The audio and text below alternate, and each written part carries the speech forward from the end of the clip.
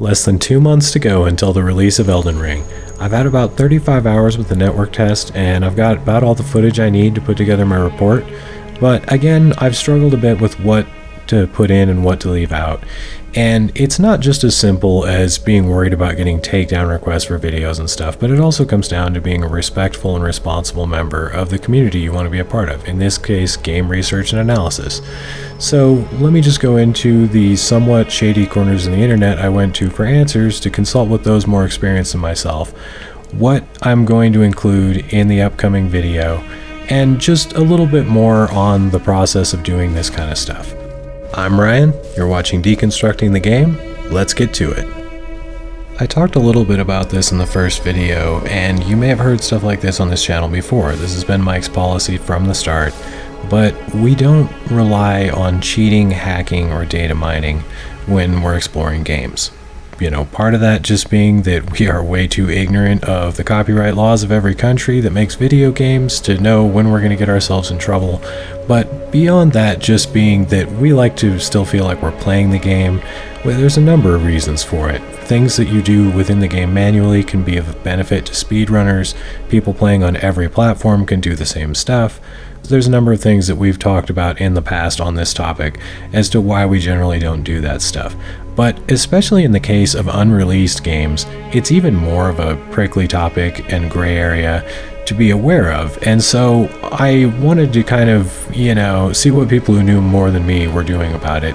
And so I wormed my way into some private forums and Discord channels, and eventually found where a number of people you've probably heard of on YouTube and Twitter, though I'm not going to name drop, popular content creators, were discussing what to do with assets from the leak, what they were and weren't going to cover. And the general consensus that I saw was it doesn't seem that From Software cares that much of people just showing footage of the network test in general, probably because then they would have to sort out who's just using old footage that was actually in the network test and who's capturing it now using jailbroken PS4s. But it doesn't seem like that's really considered a big deal, and people aren't going to try and report you and things like that for it.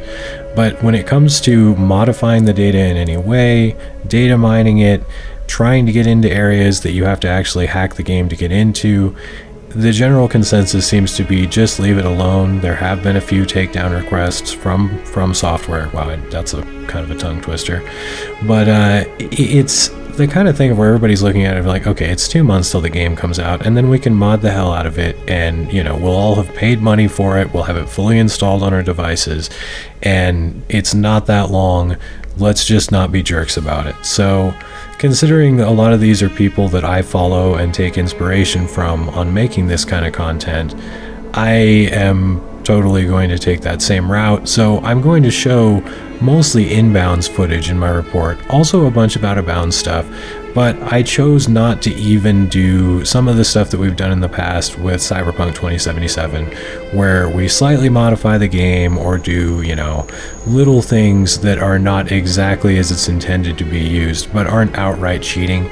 I've decided to not even really verge into that, just because I don't know, it feels dishonorable to me in this case. It's only 2 months, I'm just gonna wait. Really, with the content that's either within bounds or can be accessed with just a little bit of honest jumping in the network test, I feel I really have enough material to go on to do a lot of speculating about the structure and design of the game. And I've also managed to bend some mechanics in the game and outright break others in ways that will benefit speedrunners or just people trying to explore. It's gonna take me another week or two to put it all together. I also might do another full playthrough, maybe loosen up, have a little more fun instead of poking at the game so hard. Also capture some of the stuff I either failed to record or got bad footage of, so that I can splice some of that stuff in there too. But there's a lot interesting to talk about in this game, even without going into data mining it or trying to find the deep spoilery secrets, because just the mechanics of the game and exploiting them, finding shortcuts across terrain, things like that, it's more than just exploration. it will have a huge effect on cooperative and competitive play in this game. So this is interesting stuff to start thinking about, speculating about, letting your imagination start rolling about how you want to play this game. And that's mostly what I'm going to be talking about, what you can do, how it works, the possibilities I think it's going to create for an expanded version of the similar kinds of games they've created before that I think is going to appeal to a lot more people. I'm Ryan, you've been watching Deconstructing the Game. Stay tuned for more.